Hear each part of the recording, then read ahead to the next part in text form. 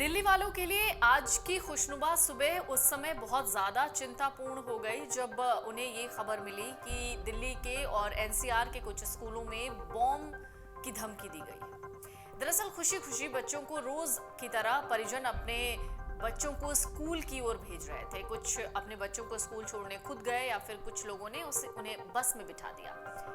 लेकिन अचानक से उन्हें स्कूल से फोन आता है और उसके बाद वो दौड़े दौड़े स्कूल पहुंचते हैं अपने बच्चों को वापस घर ले जाने के लिए, क्योंकि स्कूल से उन्हें एक मैसेज आता है। मैसेज इमरजेंसी का होता है। स्कूल में बम होने की धमकी मिली थी, जिसके बाद स्कूल प्रशासन एक एक करके सभी अभिभावकों को इस बात की जानकारी दे देता है, या फिर जिस अभिभावक को इसकी जानकारी नहीं होती, न्यूज के जरिए उन्हें जानकारी मिल जाती है और वो भागे भागे स्कूल पहुंचते हैं। जल्द से जल्द अपने बच्चों को स्कूल से निकाल कर ले जाते हैं।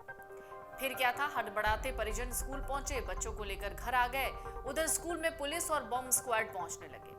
कई स्कूलों में सर्च ऑपरेशन के बाद कुछ नहीं मिला, जबकि खबर जब सामने आई तब तक तो स्कूल में सर्च ऑपरेशन लगातार जारी था और एक भी चीज स्कूल में ऐसी नहीं मिली जिसके बाद ये कहा जाए कि इससे कोई बहुत बड़ा नुकसान या इससे कोई छोटा नुकसान भी हो सकता है, कॉल के अलावा।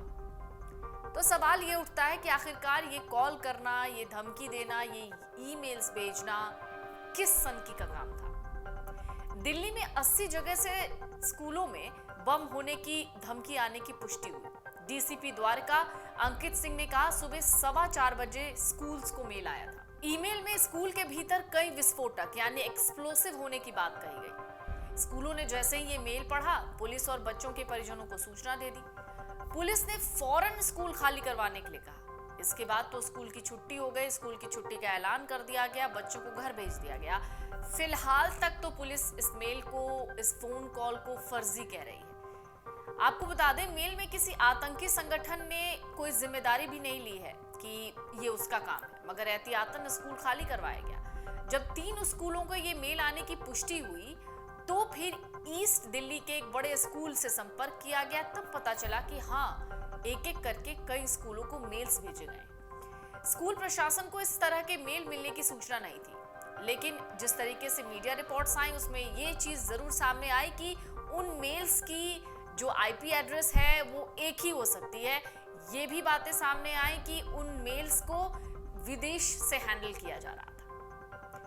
मेल चेक करवाया गया, लेकिन फिर हाथ पैर फूल गए। उन मेल्स में कुछ ऐसा लिखा था जिसके बाद से पुलिस को भी चिंता हो गई। पुलिस ने फौरन स्कूल खाली करने का आदेश दिया। पुलिस मौके पर पहुंची। इसके साथ ही अधिकारी का कहना था कि करीब 7 से 8 स्कूलों को धमकी भरा मेल आया था। कुछ स्कूल तो सीसी और बीसीसी में थे, मगर वहां कोई बॉम्ब मिला नहीं। दिल्ली में लगभग हर जगह स्कूलों को ये मेल आए थे। शुरुआती जांच के बाद ऐसा लगा कि ये किसी सनकी का काम लग रहा है।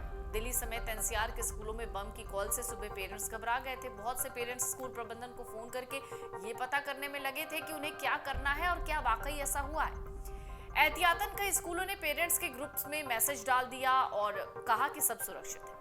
वहीं कुछ स्कूलों ने बच्चों को सुरक्षा के लिहाज से उन्हें घर भेज दिया। इस बीच कई पेरेंट्स की बातें भी सामने आई। उन्होंने अपने बयान में कहा कि वो डर गए थे। कुछ पेरेंट्स ने तो ये भी कहा कि दिल्ली मेट्रो में आ रहे पेरेंट्स के मोबाइल पर जब फोन आए तो उन्हें दूसरे यात्रियों में भी पैनिक देखा गया। वो भी अपने फोन से स्कूलों में संपर्क करने लगे। लेकिन फिर से वही सवाल कि आखिरकार ये कर कौन रहा है, इसके पीछे किसका हाथ है। दिल्ली में 103 सरकारी बिल्डिंग्स को उड़ाने का मेल था कुछ दिन पहले ही। ये बात अगर मैं बताऊं आपको तो ये कल की खबर थी। ये मेल राष्ट्रपति भवन से लेकर चाचा नेहरू अस्पताल तक को उड़ाने का था। इसके बाद दिल्ली पुलिस हरकत में आई थी। स्पेशल सेल तक को मामले की जांच में लगाया गया था। फिर से आज ऐसा ही हुआ। आज भी एक मेल आया, जिस मेल के बाद स्कूल प्रशासन से लेकर दिल्ली पुलिस से लेकर अभिभावक सब परेशान हो गए। ये खबर धीरे धीरे जंगल में आग की तरह फैल गई।